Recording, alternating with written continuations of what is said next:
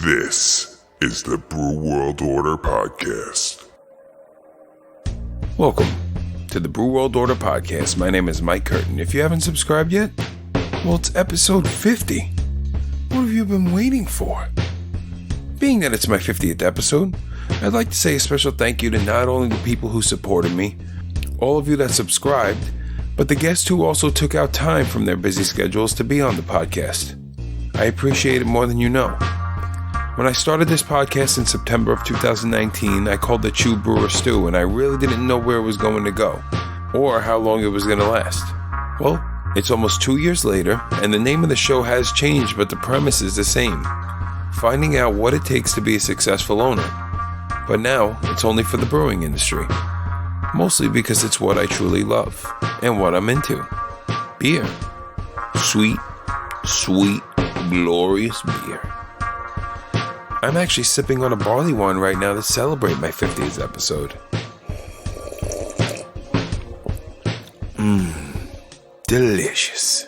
And I hope you crack open one as well. Once again, thank you to everyone, guests, supporters, and listeners. Without you, this podcast would be nothing.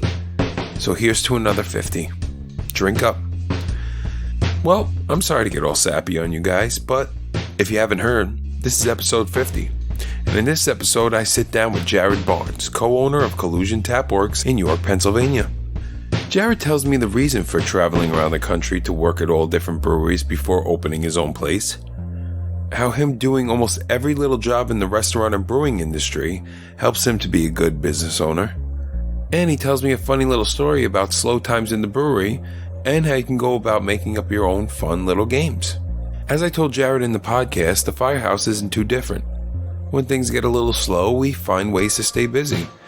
And sometimes that results in a practical joke or two being played on yours truly. Over and over and over and over and over again. But enough about me and how over practical jokes I am, because now it's time to enjoy a brand new episode of the podcast. So sit back, crack open a beer, and enjoy that podcast.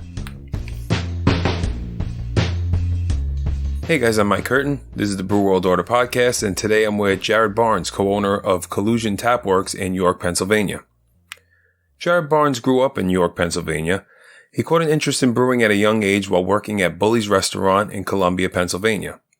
That interest led him towards buying himself a homebrew extract kit, and quickly moved on to all-grain brewing. When he wasn't in school or working at Bully's, he was in the basement of the restaurant experimenting with new recipes. He soon realized that school just didn't hold his attention like brewing did. His father Chuck, realizing the same thing, told him to check out schools to become a professional brewer. Soon thereafter, he applied to the Siebel Institute Master Brewers Program. He went on to learn theory at Siebel and then got his practical training from Dohmann's Academy in Germany.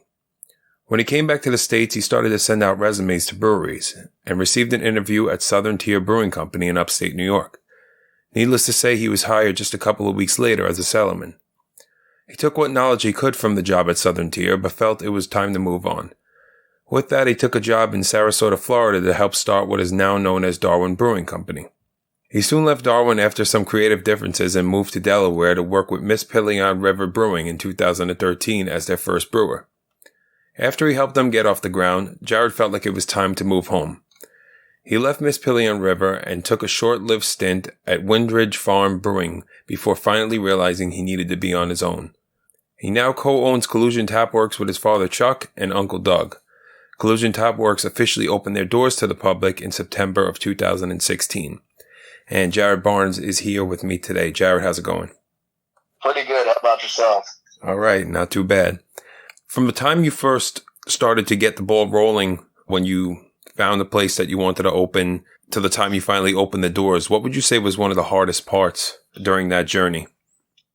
Probably just waiting for all the permits and the licensing and construction to happen.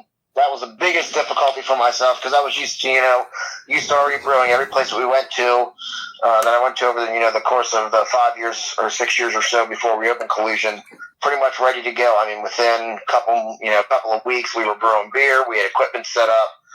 And there was almost a year and a half worth of between Wimridge Farms and the day that we opened Collusion, and those 16, 18 months were pretty rough, just kind of standing around waiting to get back in the lab and, see if I still knew what I was doing. Yeah, right, I'm sure. How did you go about finding the funding for that business? So that's the reason that I'm the co-owner. Okay. Basically, I talked to my father about it on multiple occasions, since Darwin's, since Mispillion River, and finally it all kind of came to fruition at Wimridge. I talked about opening my own place, and, he had said, I'll put some money down to back you. Maybe your uncle wants to get involved, and maybe he can do something too, and we'll go to the bank and see what we can do. Right. So they each put a little piece of the pie down, and we went to the bank, and after, months of negotiating and seeing what we needed and writing a business plan and, doing financial projections, the bank finally said, okay. And that's where that came from. Right. Very cool.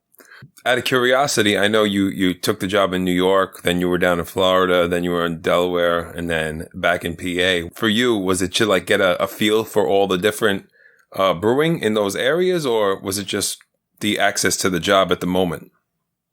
It was kind of a multitude of things. I mean, when I was up in New York, I loved the guys up there. I learned more there than I could have ever expected to learn. Even at school, practical application-wise, that kind of set me on a career path to, really understanding how important procedures are when it comes to quality control.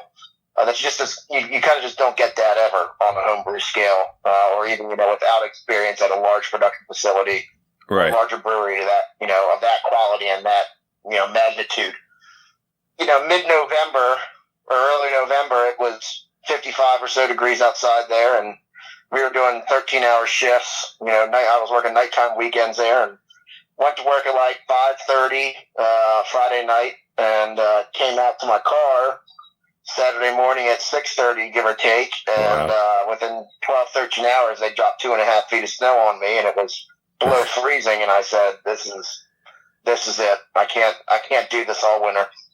Yeah, I've heard many stories of the weather making people move down south. So that lake effect snow just kills you. Yeah. But my grandfather lives in Venice, Florida, so he's only about 20 minutes from where I moved to, anyways. Right. He was getting older at the time, and just kind of made sense. As much as I loved being there at Southern Tier, the thought crossed, just continually in my mind. Well, I wouldn't mind being in charge of a smaller place and seeing what happens and testing the waters down there. And if I can do it closer to family, then why not try it out? So. Right. Yeah, I love what those guys do up there, man. Great stuff they put out. So you were open for about, give or take, 4 years when the whole COVID thing hit. Just under 4 years, right? I believe it was. And how did you? We had just actually, about 3.5 years. That was September 2016, and right. March 2020. Right. So how did you go about adjusting when that actually all the shutdowns and everything kicked in? It was a little rough. Just like anybody else, we got hit pretty hard. We were in kind of an advantageous situation, not necessarily to profit off of COVID, but to be able to maintain keeping all of our employees, keeping open for business. The only time that we shut down during COVID was completely shut down was when there was a 2-week stint where one of our employees got it. And, we were, as far as I know, we were the first restaurant to actually close down in New York. Now, I don't know if we were the first person to have an employee get it, but we took it pretty seriously and shut down for 2 weeks, sanitized the whole place, made sure everything was cleaned up. And, right. Still continued to brew during that time, but weren't open for sales or anything like that. But given our business model, with the canning line that we have and the kitchen that we have and crowler sales that we had available to us, we could, do things that other restaurants couldn't, which would be, sell to-go alcohol. Right. State of Pennsylvania, thankfully enough, allows us to do taproom sales of any beer that we make there on premise. However, restaurants and bars can't do that. So, we fared a little better than the other restaurants because we were at like a one-stop shop. You can come there for to-go food. You can come there for to-go beer. You can come there for the whole package. Right. As opposed to going to your distributor, buying a case of beer and then going and getting to-go food. And, given our model, it actually worked out pretty well for us to be able to, sales were cut in half, if not more so. Right, for sure. But our overhead was down. We didn't have to pay labor as much because we were thankful enough to get, some of the PPP loans, which forgave a lot of that, so we could keep our employees being paid out of that. In addition to, our own pockets. So nobody ever had to take any pay cuts. Nobody ever had to be laid off. Right. With the exception of my other brewer, he took 6 weeks off, which was fine for him because he ended up, making the unemployment extra stuff at the same time. Got to take some, much needed time off. He works pretty hard there in the brewery alongside me. So. Right. Yeah, not having to lay anybody off, that's key, man. That's a huge thing. Yeah, it was super important for us to try to, maintain, if not full time, at least some part time work for everybody. Right. Going along this whole thing. So, what's something? Besides a global pandemic, what's something you never thought you had to deal with when owning a brewery? I want to almost say nothing because of the fact that I've worked at 5 other places. Well, between. I actually did work at Appalachian Brewing Company for a couple months a long time ago, 15 years ago, working on the bottling line. So between Appalachian Brewery, Southern Tier, Matillion, Wimridge, Darwin's, I kind of got a lot of hands-on experience with both distribution aspects of it as well as restaurant and brew pub aspects of it. So I kind of knew exactly what I was getting into. I didn't know how unruly some of the customers were going to get. Okay. When you didn't have, their specific style of beer on that they wanted to drink, which is for us, it's usually not an issue. We've done 740 something different beers now in just under 5 years and have 24 on draft at a time. But sometimes you just have those, customers that can't be pleased with anything. For sure. Things of that nature. Ingredient supply. That was more pandemic driven. Not having cans available to us. Right. Not having some hop shortages because of droughts not available to us. That's something we didn't really predict. But we work around it. Right. Yeah, customer service is a tricky thing, man. It could be great when the customers are rolling in and everybody's happy, but you get those couple. Yeah, I've been working before brewing, working in restaurants for 10 years before that. Right. So, I've been doing it since I was 14, 15 years old. So it wasn't, a completely alien concept to me. But, some beer nerds and some beer snobs can be pretty obnoxious. They don't get what they want.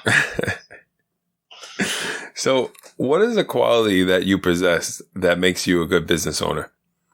I would say being the fact that I've done literally every aspect of every portion of the job that we have at Collusion, in one way or another, whether it was there at Collusion or experiences other places. I always wanted to open my own, but I knew that I couldn't just be one of those people that says, oh, you know what, I made 10 gallons in my garage that people thought were awesome, I'm going to go open a brewery tomorrow, without having those experiences of, working in other locations and other places and, making the mistakes and knowing how to fix them, and I wouldn't have been able to open the restaurant portion of the business and, be able to work side by side with the people that we have in our kitchen and in the back of house like I can today without having done it. I worked at Red Lobster as a fry cook. I worked at, another local restaurant as a busser. I've been a server. I've been a bartender. I've worked on the line. I've, done every aspect of the brewing from, canning, kegging, bottling, labeling, cleaning out drains, mashing in, graining out, the whole deal. Right. So, I think having all that experience before opening Collusion was a really key point to the success that we've had now. Just because I've done it all and I'm still willing to do it all. There's a lot of people, not to name any of the previous places that I've worked at out loud, but there's a lot of places that I worked at where, the business owner had no understanding or idea or concept of what really happened in a brewery or a restaurant or any of the above. And it was just, I got a shitload of money. I'm going to go ahead and dump some stuff into here to show off to my friends, regardless of whether I know what I'm talking about or not. Yeah, right. Gotcha. And that doesn't sit well with me and never has. Yeah. So I think that's one of the ways that I can see eye to eye and look at it from every perspective. Is I've been there and I've done that, and I understand your frustrations, and I'm going to do whatever I can to fix it and to help you. It's not so much telling people what to do; it's having them tell you what you need, and you being able to help them and facilitate them to be the best that they can be and do the best that they can do. Right. I mean, you've also been in that position before, so you completely understand your workers. That's a huge thing. That's a key aspect of it. Is right. How can you be the guy to sit there and tell somebody what to do when you've never done it yourself? Right. You just appreciate the work that they do that much more, which is nice. Yeah, I've got the best team, the best crew of people that I could ever hope for right now. That's great. That's hard to ask for. That's a lot to ask for, rather. Yeah, and there were some hiccups, there were some ups and downs, but I mean, we got great people working for us now, and I wouldn't change a thing. Right. So you talk about the experience that you picked up along the way. If you had to pick one or two people that inspired you the most in the brewing industry, who would that be? I would say, Finn DeMink from Southern Tier. I mean, he did the same thing. He started out at Goose Island, worked at Goose Island, did everything there before he opened up his own place. Right. And look at the success that he's had now. I mean, he went from the trenches. He did the exact same thing. He worked from the ground up to what he has now. I'd say my earliest inspirations were Sam Collusion. I was a huge fan of his, back even before the TV shows and, Boston Beer Company and everything else. I mean, I was a huge fan of just that whole concept of come up with the weirdest, most ridiculous shit that you can possibly imagine, throw it in a beer, and let's see if we can't make something turn out okay. That sort of ingenuity and creativity played a big part in a lot of the stuff that I started doing at different places. Absolutely. Garrett Oliver, he's, what he's done in his career has been amazing, and I've always, respected his outlook on everything. And there's a lot of guys out there that have really, given inspiration to a lot of the younger guys like us that, that we really look up to. And, those three are pretty good on my list. Yeah, for sure. I'm lucky to have Brooklyn right in my backyard. I'm in Queens, so yeah, it's right here. Yeah. I know you take on a lot, probably being the owner and dealing with everything and whatnot. How important is a mental break for you from everything? Like, are you able to just walk away, and what does that look like? So I have, and my wife tells me this all the time, I have a unique ability to be able to switch off the work life and the home life and be able to flip-flop between the two pretty seamlessly.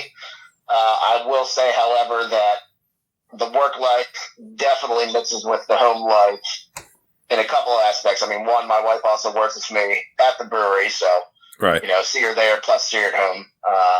Two, we just opened up a second location 3 months ago, about 45 minutes away from where I live now. Right. And that's been rewarding, but at the same time, difficult. I can't exactly switch off completely when I'm getting phone calls Friday night, Saturday night, Sunday night. Right. But I mean, we tend to. The nice thing is, there's only two of us in the brewery. I got a third guy. It's me. It's myself. It's Ben Badia, who's my other brewer, and then Andrew, who helps out 1 or 2 days a week. If one of us needs a day off, or one of us is like, I gotta take a couple of days, we can always fill in and do everybody else's stuff. Ben can do everything I can do in the brewery, and vice versa. He might not understand the whole management aspect of it from a business owner perspective, but we take our time off very seriously. Nobody works more than 40 hours a week, 45 hours a week at the most. Nobody's doing, nighttime weekend work, at least in the brewery, unless we agree upon it beforehand. I don't force anybody to work overtime. I mean, Right. You know, your time off is valuable to both yourself and myself, because I don't want burnout people, and I don't want to be burned out and get pissy and obnoxious and frustrated. So. Right. So was there a moment for you, like a defining moment that kind of stands out that let you know that your business was going in the right direction?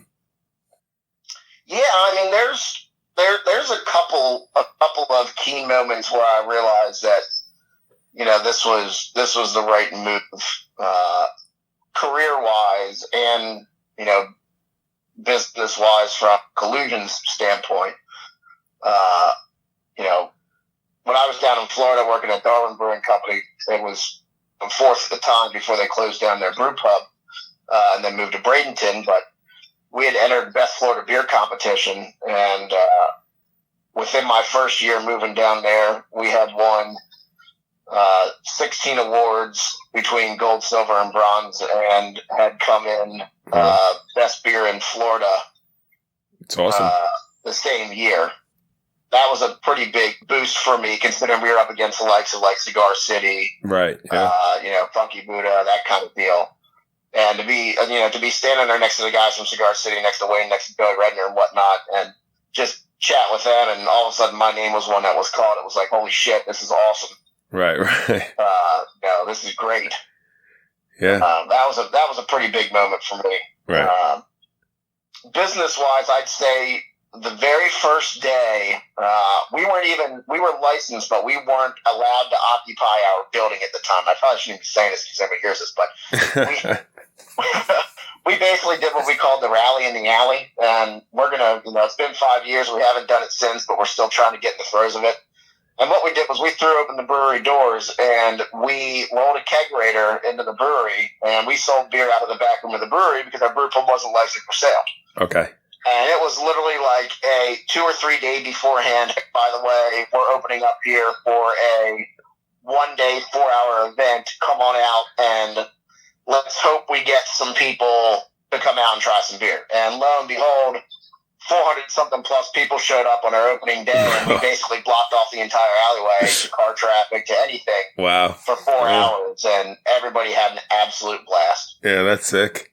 That's amazing. It was awesome. That's surreal. It was awesome. I mean, and the best part was, I mean, that the cops were super cool. They were like, yeah, just fucking keep going, you know, have fun, do whatever you want. Right. No big deal. Nobody's getting hurt. Nobody's, being obnoxious. And yeah, we just all had fun and partied out in the alley for a good 4 hours. And it was really fun. Right. Yeah, that's so. Those are two surreal moments. It seems like. But like in your own words, like how do you? I mean, that seems pretty successful to me. But like, how do you define success for yourself? I can look at it from a couple different ways. I mean, you could define it from a financial success, as in, since I opened the brewery, I've been able to, buy a house, get married, pay off bills, and we've never been in the red. The brewery has never lost money. Right. Even during COVID, we've never lost money any single month. So that's great. From a financial aspect of that, all of our employees have gotten raises every single year. We throw out bonuses at Christmas time. We throw out bonuses throughout the year for performance. We've been able to afford all of that, no problem. And, that's a financial success. From a successful standpoint as far as professional, being able to do collaborations with, some great breweries out there has been awesome. Getting invited to different beer festivals that's, like a brewery invite only has been great. I mean, even just locally, people say, what brewery do you want to go to in York? And 90% of the time it's Collusion. I mean, that's been awesome to hear people say that, through social media posts, through, right, whatnot. But, not, it's like, they say 50% of restaurants go out of business within the first 4 years. Yeah, right. We're on year 5 and we're doing okay. So far, so good. So far, so good. Yeah, and you opened the second location as well, so. Correct. It says a lot. I love this question, and I'd love to know from you. This is going to be great. What was your gateway beer into the craft beer world?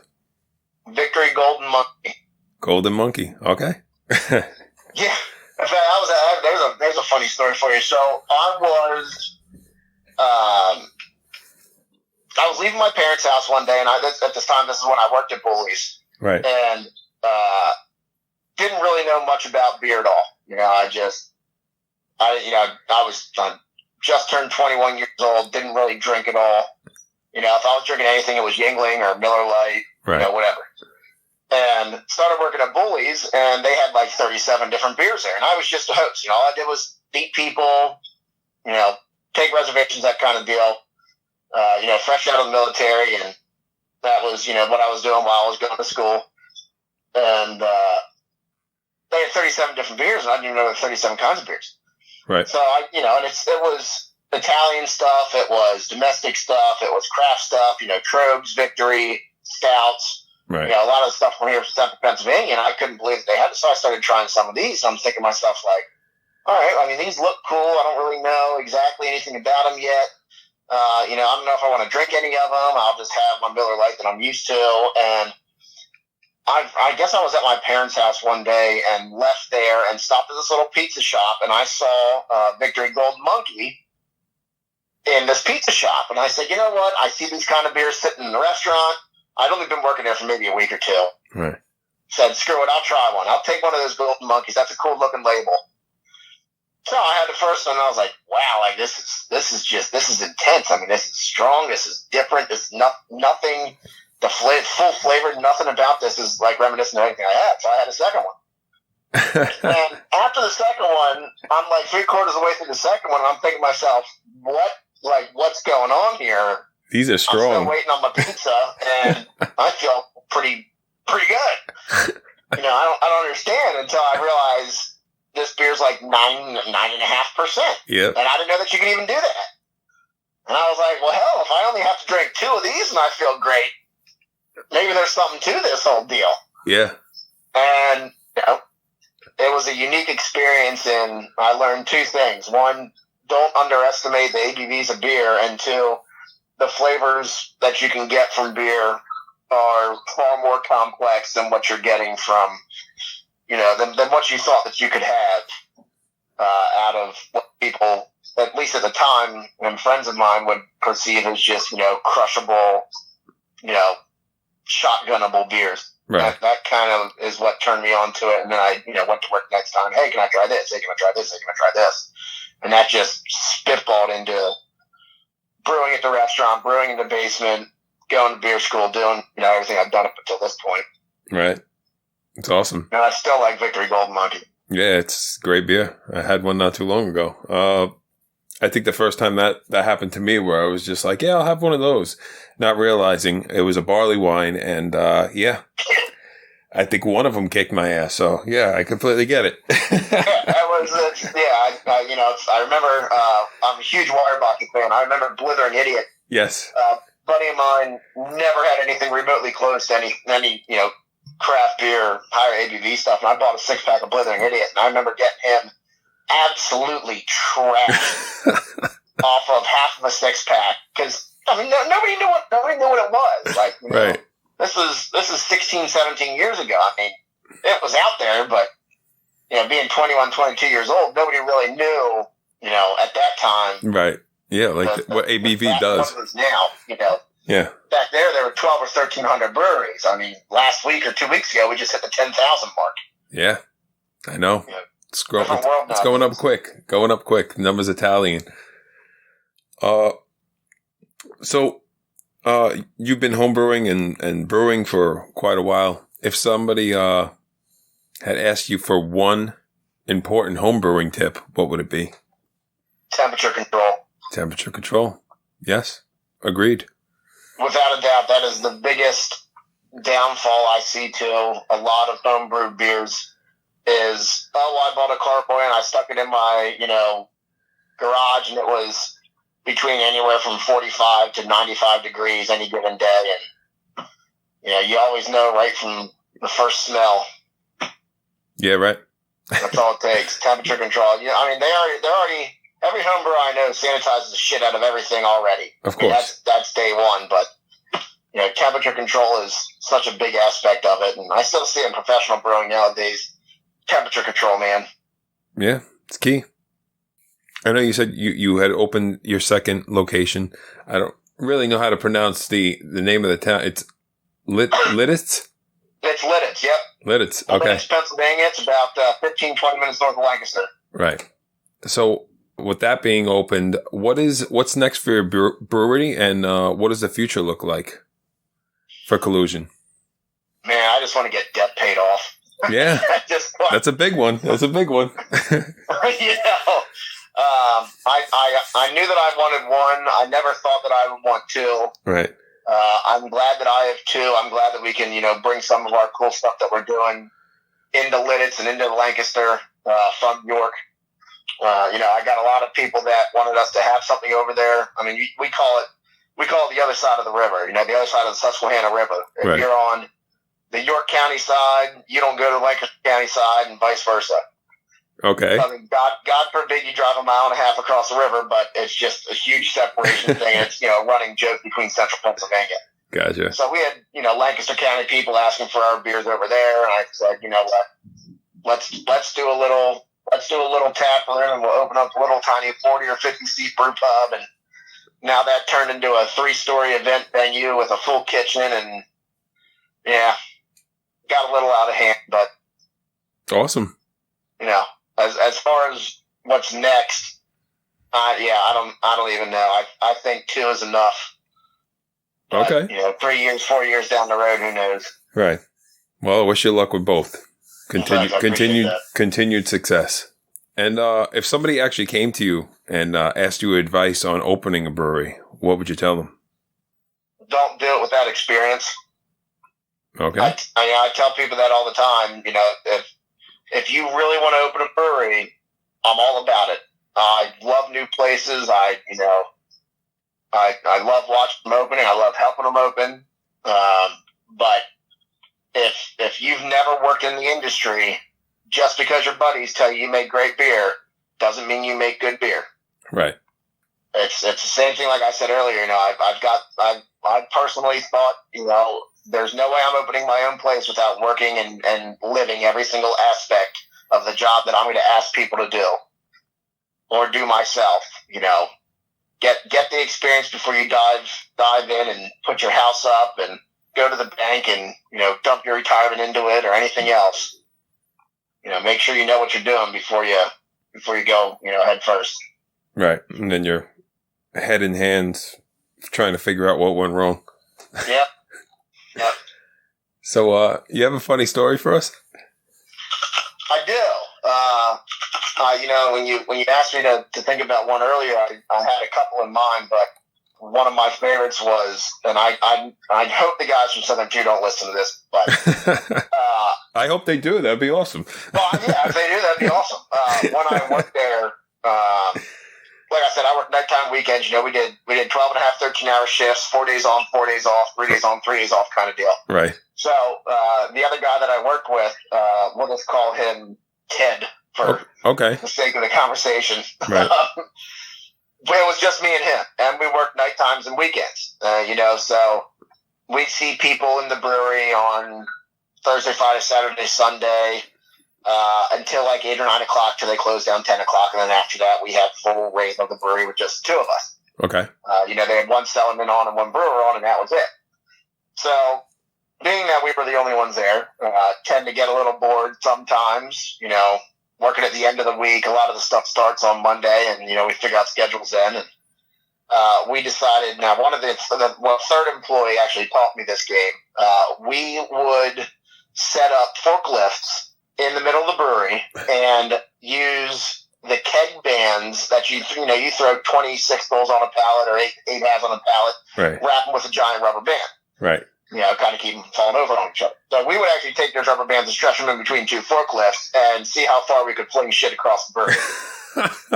And we would throw anything from cardboard boxes to, and this was the worst one, to like beer bottles. Okay. And of course we clean them up afterwards, we try to see if 22-ounce bottles went farther or 12-ounce bottles went farther. Right.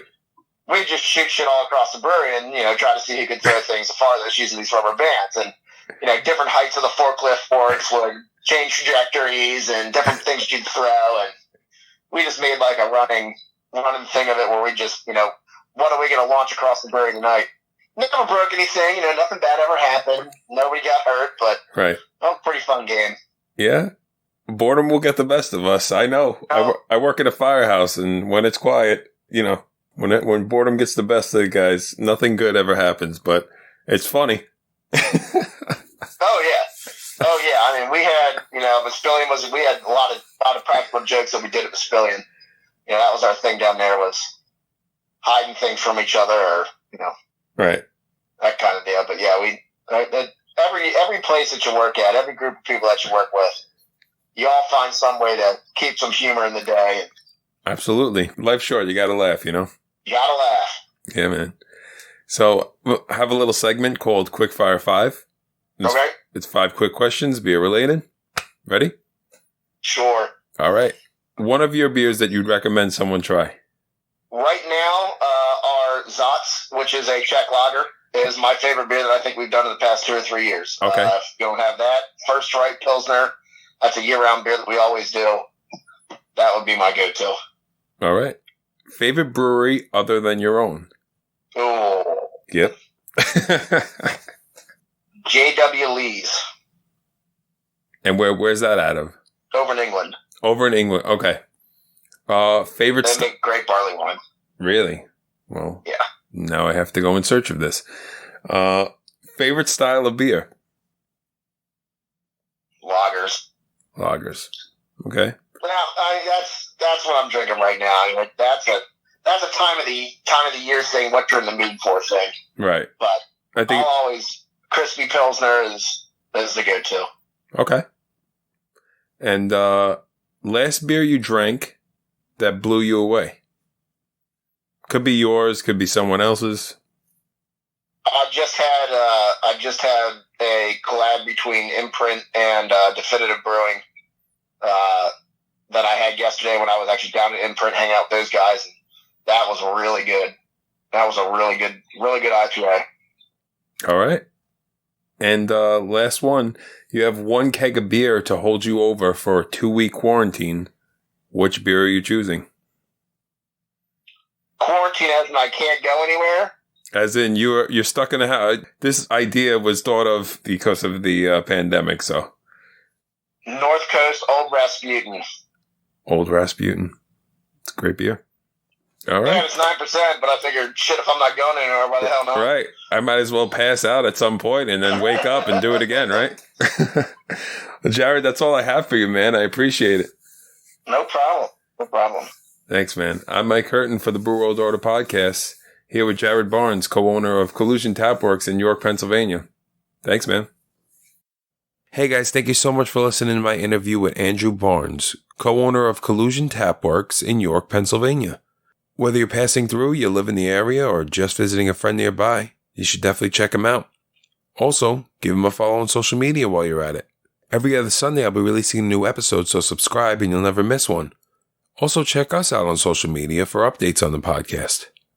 A special thanks goes out to Jared Barnes for his military service. We salute you, Jared. I'm Mike Curtin for the Brew World Order podcast. You stay safe out there.